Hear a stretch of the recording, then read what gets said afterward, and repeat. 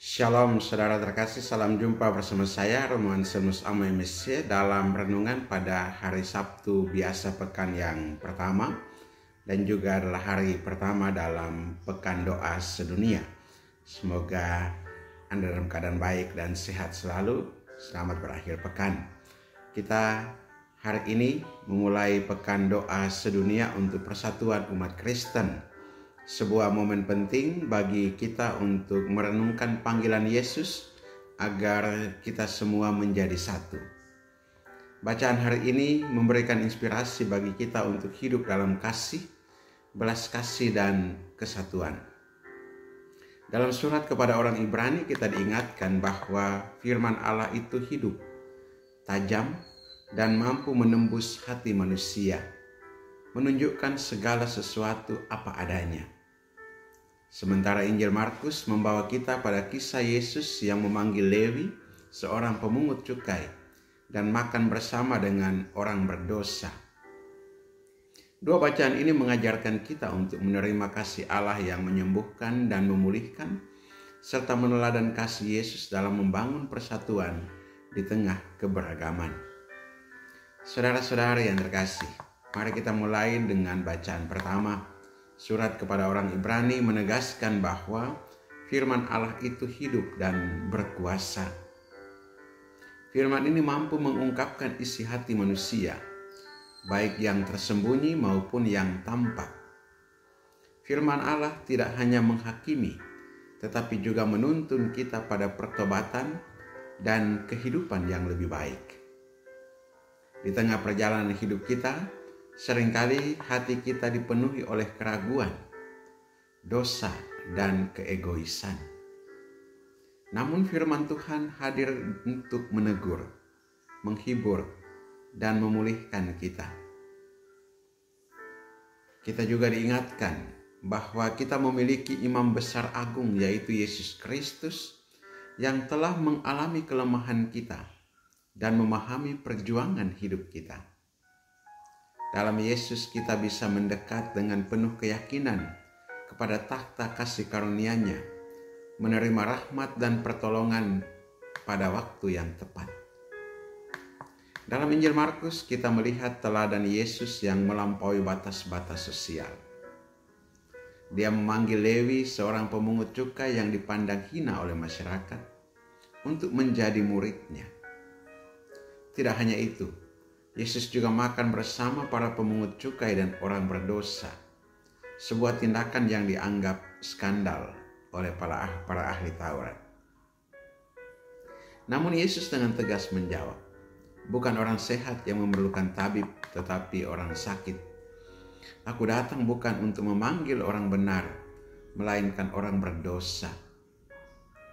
Perkataan ini menunjukkan misi Yesus untuk membawa belas kasih kepada semua orang tanpa memandang latar belakang mereka. Dari dua bacaan di atas, kita dapat mengambil beberapa pelajaran penting. Yang pertama, firman Allah sebagai penuntun hidup. Bacaan pertama mengingatkan kita untuk selalu membuka hati terhadap firman Tuhan. Biarkan firman itu menembus hati kita, membimbing kita menuju pertobatan, dan memampukan kita untuk hidup sesuai kehendak-Nya. Yang kedua, jangan menghakimi, tetapi rangkul dengan kasih.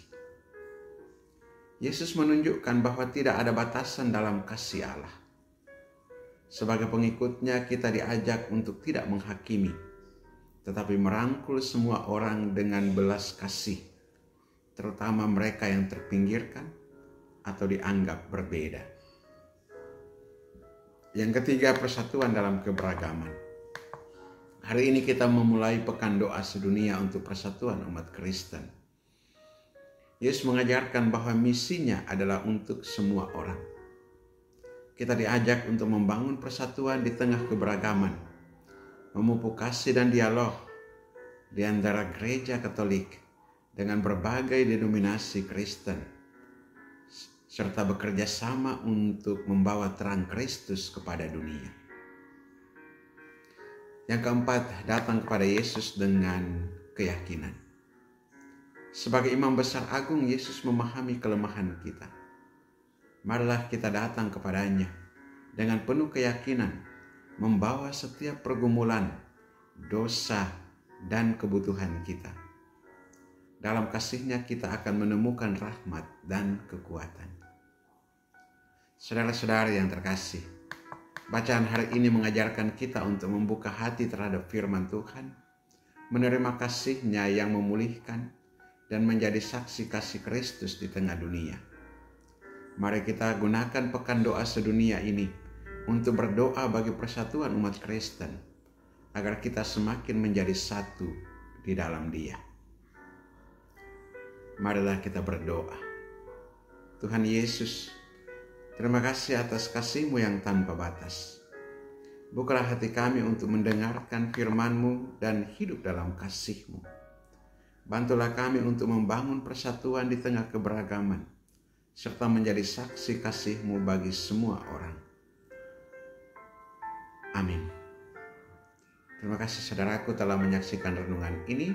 Bagi yang berkenan memberikan apresiasi, silahkan memberikan komentar pada kolom komentar, atau memberikan tanda like, atau juga membagikan kepada saudara-saudara kita yang membutuhkan. Berkat Allah yang Maha Kuasa Tuhan tinggal atasmu, dalam nama Bapa dan Putra dan Roh Kudus.